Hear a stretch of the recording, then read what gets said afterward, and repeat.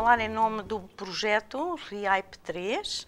Estamos a fazer o registro das memórias deste projeto, que durou de 2011 a 2013, financiado pelo programa Alfa, para estabelecer o intercâmbio com universidades na América Latina. Eu sou Manuela Guilherme, da equipa coordenadora do projeto, que é da Universidade Lusófona de Humanidades e Tecnologias de Lisboa. Passo a apresentar-se Fernando Cajas. Gracias, buenos días. Soy Fernando Cajas de la Universidad de San Carlos de Guatemala. Coordino el proyecto REAIP 3 en el occidente de Guatemala, una zona indígena que colinda con México. Clara. Sí, buen día. Soy Clara Almada de la Universidad Nacional de Asunción, Paraguay. Soy la coordinadora de este proyecto y llevamos a cabo las actividades de REAIP 3. Bom dia, sou Robinson Tenório, professor da Universidade Federal da Bahia e coordeno o projeto REAIP no estado da Bahia, na Universidade Federal da Bahia. Muito bem, nós vamos fazer o registro das memórias do projeto. É um pouco a avaliação do projeto feita por cada um de vós, mas em diálogo. E, portanto, eu peço ao Fernando que fale com os seus colegas, podem interromper, falar, é uma conversa meio formal, meio informal, sobre o impacto do projeto nas vossas... Vamos começar por aí, pelo impacto do projeto nas vossas instituições. Sí, creo que todos entramos con diferentes expectativas al proyecto. Desde nuestro punto de vista, uno de los grandes problemas en mi universidad es la falta de acceso a la educación superior dentro de un país que es muy pequeño, un país de 12 millones de habitantes, pero que tiene 23 lenguas, y donde el acceso a la educación superior está restringido para los grupos urbanos. Entonces, uno de los problemas, uno de los retos eran los marcos teóricos desde donde nosotros tendríamos que empezar a hacer nuestros diagnósticos e identificar las variables importantes. Eso fue una parte del proyecto. Una segunda parte del proyecto fue la introducción de las buenas prácticas al proyecto. Entonces, yo percibía que el impacto de nuestro proyecto, en el caso guatemalteco, ha sido en términos de iniciar una conversación sobre políticas de acceso, vistas desde la equidad, desde el género, desde la etnicidad. Entonces, ese es el primer impacto, la conversación que no había tenido la institución, porque en este momento la única política es que entra el que gana los exámenes de admisión, pero no hay ningún tipo de variable asociada al acceso de la educación superior.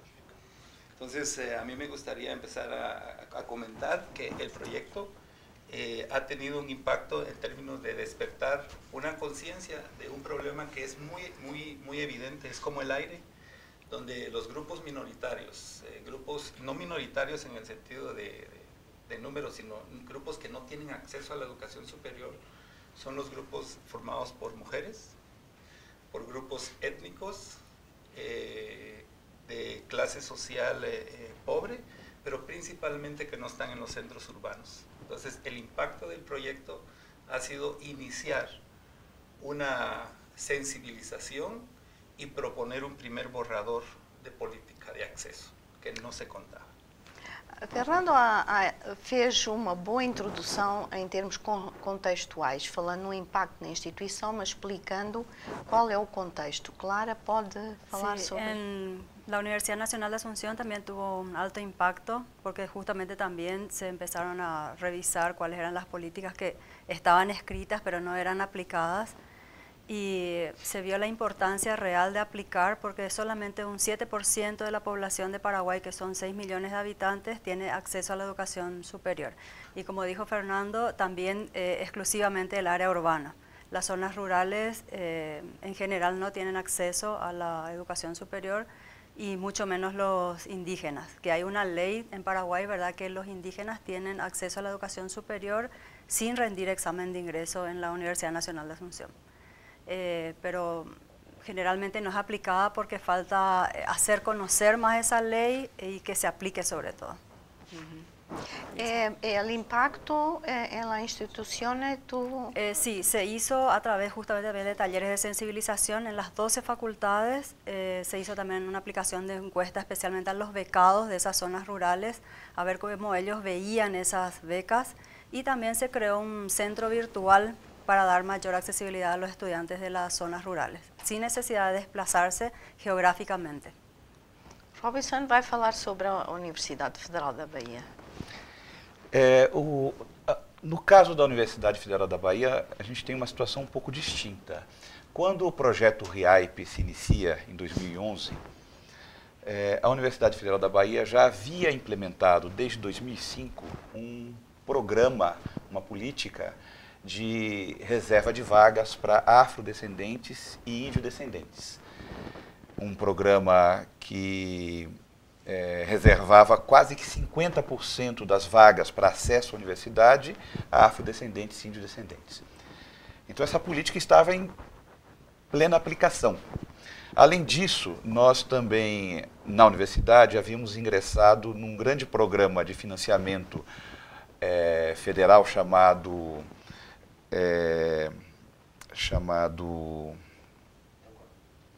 Programa de Financiamento para Ampliação das Vagas na Universidade.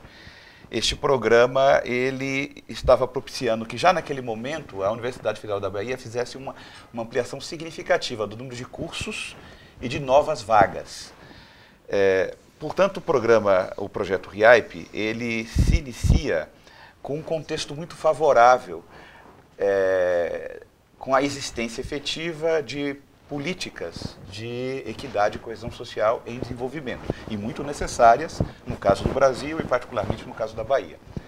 Então, o grande impacto que o projeto RIAIP tem, no meu ver, é uma melhor sistematização, uma melhor compreensão, um melhor diagnóstico dessas políticas que nós já estávamos desenvolvendo na universidade, avaliando essas políticas e ajustando essas políticas para que elas possam atingir de maneira mais significativa os seus objetivos de equidade e coesão social. Então esse, para o meu ponto de vista, é o grande impacto do projeto. Levantaram aí uma questão das boas práticas. Mas fica assim, então. Fica nas duas gerais. Pode dar sequência. Daquilo que falaram, que foi muito interessante, falaram na questão das boas práticas. Para se chamar boas práticas tem que haver um quadro conceitual, político, ideológico, e na realidade vocês disseram que havia contextos, mostraram aqui 3 contextos distintos, para um objetivo comum que o projeto tinha em termos de boas práticas, que era com objetivos de ordem ideológica, política, científica, pedagógica. Quais foram as dificuldades que tiveram? Eu já percebi que numas universidades é mais fácil porque havia a regulamentação, noutras não seria. Quais são as dificuldades e os apoios, as ajudas que tiveram nas vossas universidades? Quer começar? Claro. Sí. En nuestra universidad, por ejemplo, tuvimos bastante apoyo de las autoridades porque con anterioridad ya se venía pensando en ir aumentando el acceso a la educación superior, pero no se tenía todavía algunas prácticas, especialmente el tema de la educación virtual, que le da acceso justamente a la gente de la zona rural, ¿verdad? Pero uno de los impedimentos también sería la parte de los hardware y los software que necesitan, ¿verdad? Pero como últimamente se expandió mucho eso hacia el interior, entonces no fue muy difícil la implementación. Hubo mucho apoyo de la autoridad. Interagindo cuando quisiesen. El primer problema que nosotros tuvimos fue la conceptualización, el marco teórico de lo que era una práctica, a diferencia de una acción que puede ser corta de 1 mes o de 6 meses. Entonces, una práctica para ser institucionalizada requiere realmente de mucho tiempo de trabajo.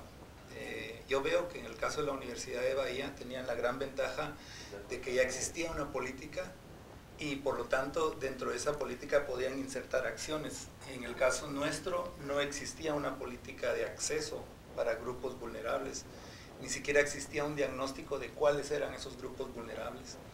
Entonces nuestro trabajo consistió primero a nivel interno con los investigadores conceptualizar lo que era una práctica social en general, luego diferenciar lo que es una buena práctica de una mala práctica. Por ejemplo, identificamos las buenas prácticas como aquellas que eran sensibles hacia la equidad, hacia la pertinencia, hacia la mejora de la cohesión social. Pero ahí tuvimos muchos problemas porque hay también diferencias ideológicas dentro de los mismos investigadores. Por un lado, hay un grupo de investigadores que visualizan que la pertinencia de la educación debe ser un regreso hacia las culturas originales y que la universidad es una imposición occidental. Eso surgió a partir de un congreso que se llama Acceso a la Educación de los Grupos Indígenas Guatemaltecos, donde hay grandes grupos presionando por un posicionamiento ideológico donde el mundo occidental no tiene que tener un espacio en el mundo indígena. Ese es un dilema muy fuerte. Por otro lado, la posición nuestra era una posición de búsqueda de equidad a través de consensos. Entonces, tratamos de entrar hacia los sistemas de planificación de nuestra universidad y sensibilizar a los planificadores, primero viendo si las variables de género, etnicidad, de pobreza, formaban parte de los sistemas de planificación, pero no formaban parte. Entonces, ahora empiezan a formar parte como posiblemente una práctica, pero no sabemos si es una práctica institucionalizada. Nos va a llevar mucho tiempo, porque institucionalizar algo así lleva mucho tiempo. Sí. Entonces, me parece que el tema de las buenas prácticas dentro de un proyecto que tiene una duración de 3 años, es difícil de conversarlo, porque en 3 años uno puede iniciar una sensibilización. Y repito, y ahí regresaría al caso de ustedes, que sí creo que en el caso de Bahía ya tenían en dónde insertar las prácticas, al igual que Paraguai. Não sei se lo ven. No nosso caso, na Bahia, de fato, o maior facilitador para o nosso trabalho foi o fato que as políticas já estavam instituídas e havia um contexto favorável ao debate, um contexto de ampla discussão sobre a questão da equidade e da coesão social. Isso tornou a nossa presença, o nosso trabalho muito bem aceito, muito fácil de se desenvolver, e as propostas sempre eram discutidas com interesse por toda a comunidade.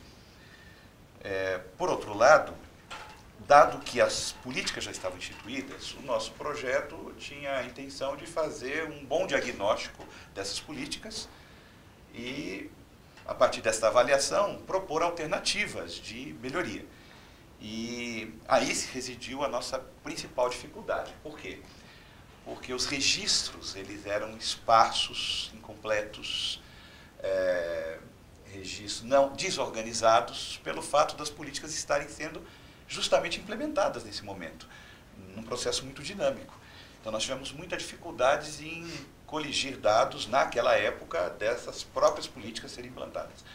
Hoje essa situação já mudou e nós já temos algumas informações já organizadas de forma institucional, inclusive com uma base de dados de acesso de estudantes cotistas e não cotistas. Que é cotista? Cotista é o estudante que entra pelo popularmente chamado regime de costas, que são as reservas de vagas para parte da população em situação de risco. Afrodescendentes e indiodescendentes são chamados na universidade cotistas. Bom, a denominação é polêmica, mas é uma denominação popular.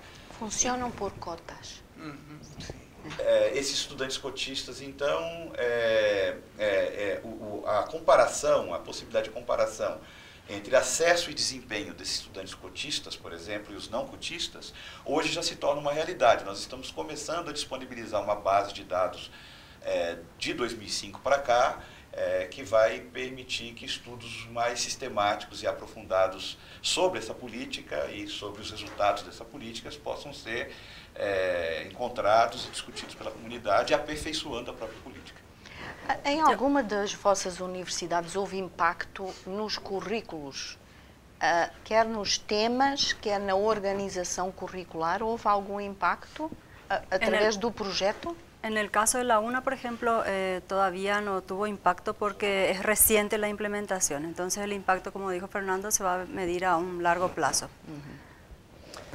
É interessante, mais uma vez, o nosso projeto, o projeto RIAIP na Universidade Federal da Bahia, focou na questão do acesso e permanência de afrodescendentes e índio-descendentes. Esse foi o foco, nós não tivemos foco no currículo. Todavia, essas grandes mudanças pelas quais a Universidade Brasileira está passando, e em particular a Universidade Federal da Bahia, que foi uma das primeiras que instituiu um programa de reserva de vagas, a Universidade da Bahia foi uma das primeiras também que propôs uma grande mudança curricular, implementando os chamados bacharelados interdisciplinares. Uma proposta de tornar o currículo mais permeável às interações de diversas disciplinas. Esse novo currículo ele está implementado, além dos cursos regulares, usuais, que a universidade sempre teve. Hoje nós temos a possibilidade do aluno aceder a um conjunto enorme de cursos, com muitas vagas, nesses bacharelados interdisciplinares. Mas isso não é resultado do nosso projeto. Mais uma vez, essas políticas já vinham sendo implementadas pela Universidade Federal da Bahia e o nosso projeto não focou na análise curricular. Tampoco nosotros nos enfocamos en el tema curricular debido a que nuestro diagnóstico era sobre acceso, permanencia, pero sí tocamos el tema de pertinencia. Y en el tema de pertinencia, en los talleres que tuvimos y en los congresos que tuvimos, hay una conexión entre la pertinencia de la educación superior para determinados grupos. Y eso requiere, y hay una demanda, especialmente si bien yo en el principio de esta conversación ilustraba dos posiciones ideológicas muy fuertes en Guatemala, hay también un intermedio en donde hay una necesidad de trascender el currículum tradicional occidental y que considere las necesidades de los grupos vulnerables, pero más que grupos vulnerables, las culturas locales, los lenguajes locales. El proyecto no ha tenido un impacto en el currículum del estudiante como tal. Creo que va a empezar a tener un impacto en la medida en que las políticas también vayan enfocadas no solo al acceso, sino también al currículum del profesor, no el currículum del estudiante, porque hay una necesidad de sensibilizar al diseñador del currículum, claro, que tiene que formar parte. O sea que hay una serie de pasos que yo calculo que por lo menos llevan unos 10 años de transición para lograr introducir algunos de estos temas importantes. El proyecto en este caso no tuvo impacto en el mas houve uma sensibilização, Isso como sim. eu disse, não é? Temos que avançar agora. Sim. Eu queria passar para o funcionamento do projeto, o diálogo entre os investigadores das várias universidades, que era um projeto muito grande, com 30 universidades, 22 na América Latina. Como é que foi essa colaboração entre as várias instituições, do ponto de vista científico, a comunicação linguística, a interação intercultural? Quais foram os benefícios, quais foram as dificuldades? Yo creo que una de las principales fortalezas del proyecto justamente fue esa, ¿verdad? El poder compartir entre varias universidades, conocer las realidades de varias de ellas y aprovechar las fortalezas de esas otras universidades que tenían implementadas buenas prácticas o que iban a implementar, que se dio a conocer dentro del proyecto, ¿verdad? Y que se podía hacer una transferencia a las otras universidades que no estaban implementando esas acciones. Do meu ponto de vista, o diálogo foi muito produtivo e tende a continuar, dadas parcerias entre universidades, entre países, que foram sendo realizadas no interior da própria rede. Então, o diálogo foi muito produtivo. As barreiras linguísticas, eu acho que, no fundo, acabaram se constituindo em grandes desafios porque levaram a uma necessidade de um melhor desenvolvimento pessoal e coletivo, né? E eu acho que mais do que uma dificuldade, as diferenças linguísticas elas funcionaram como uma alavanca para o trabalho. Agora, algo que a gente precisa ainda aperfeiçoar é essa proximidade cultural, especialmente, no meu entender, entre Europa e América Latina. Existem algumas diferenças interculturais, né, que eventualmente podem tornar o diálogo menos produtivo do que ele poderia ser. Então, isso é um aprendizado que só mesmo a comunicação pode ajudar, o trabalho conjunto pode ajudar a superar, né? Eu acho também que o advento, a construção do site, do blog, facilitaram muito a comunicação da rede como um todo. Foi um fator muito positivo de comunicação na rede. Então, eu creio que esse diálogo ele é um diálogo necessário y productivo. Pero el diálogo también lo percibiría yo de acuerdo a las regiones. Había un tipo de conversación en el caso centroamericano, donde habían cosas muy parecidas, al menos en países como Honduras, como El Salvador y Guatemala, con un sistema de educación superior y con un lenguaje común, pero con problemas muy fuertes que habían sido superados por la Universidad de Costa Rica y por México. Y cuando comparamos el diálogo con el sur, fue una conversación nueva para nosotros, porque la diversificación de la educación superior en el sur, principalmente en Brasil, tiene una historia muy diferente de la nuestra. Entonces son sistemas muy diferentes y enriquecen el trabalho. Normalmente, quando se fala em dificuldades interculturais, fala-se entre a Europa e a América Latina, mas entre a América Latina, porque este projeto era, o foco era a América Latina, houve no funcionamento entre as equipas, nos comitês, há alguns desafios na comunicação intercultural, há alguns desentendimentos que possam ter resultado em enriquecimento, sim, mas de qualquer modo, algumas vezes, dificuldades de comunicação dentro da América Latina. Más que dificultades de comunicación, eran marcos teóricos diferentes con tantas visiones. Yo vengo de las ingenierías, por ejemplo, entonces muchas de las personas con las que conversaba venían de las áreas de educación o de antropología. Entonces, nuestra visión, le voy a dar el caso de pertinencia.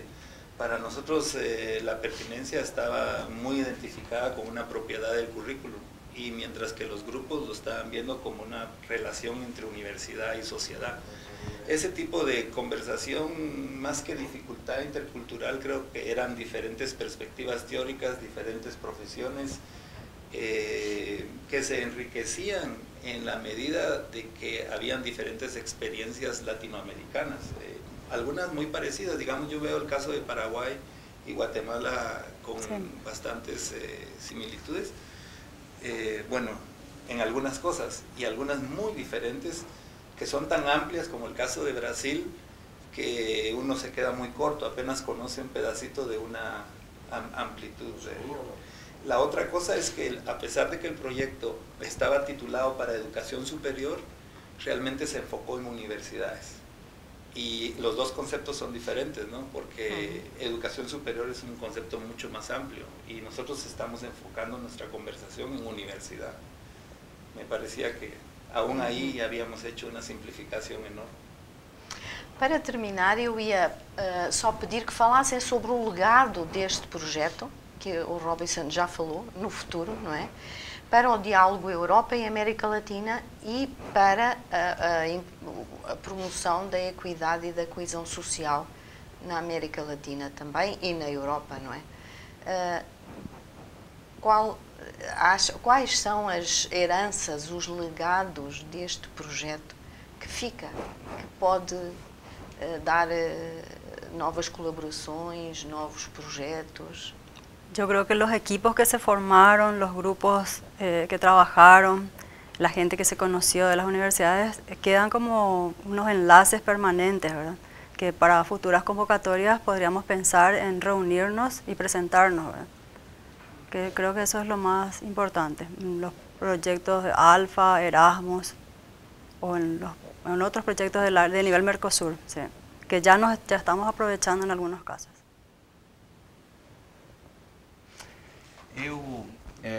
Do ponto de vista específico, eu gostaria de citar novo projeto que nós já iniciamos na Universidade Federal da Bahia, denominado Determinantes da Equidade no Superior.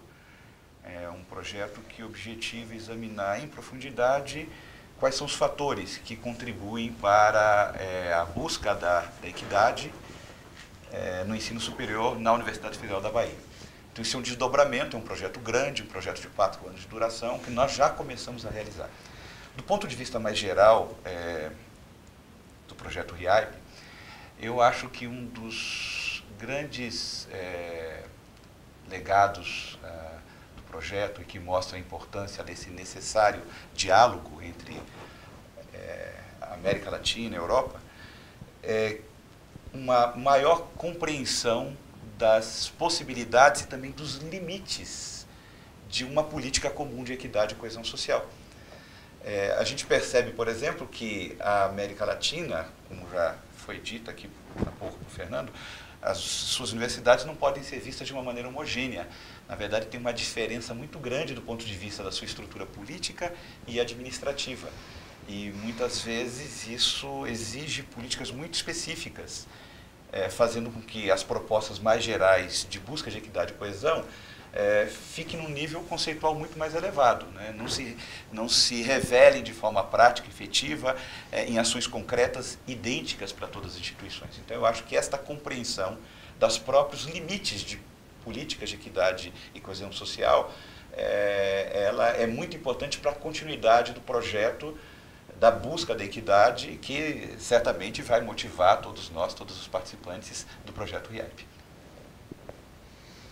Por un lado, nos encontramos ante una evolución de la educación superior hacia la homogenización, toda una tendencia global en donde la educación superior y las universidades realmente no están apoyando a los grupos vulnerables, producen inequidad, y mientras que el proyecto está demostrando que sí es posible, con diferentes políticas, construir instituciones donde las instituciones de educación superior se responsabilicen no solo por la calidad en el sentido de elitista, sino por la equidad, y de tal forma que las grandes políticas multinacionales no necesariamente son políticas prudentes para países como el nuestro.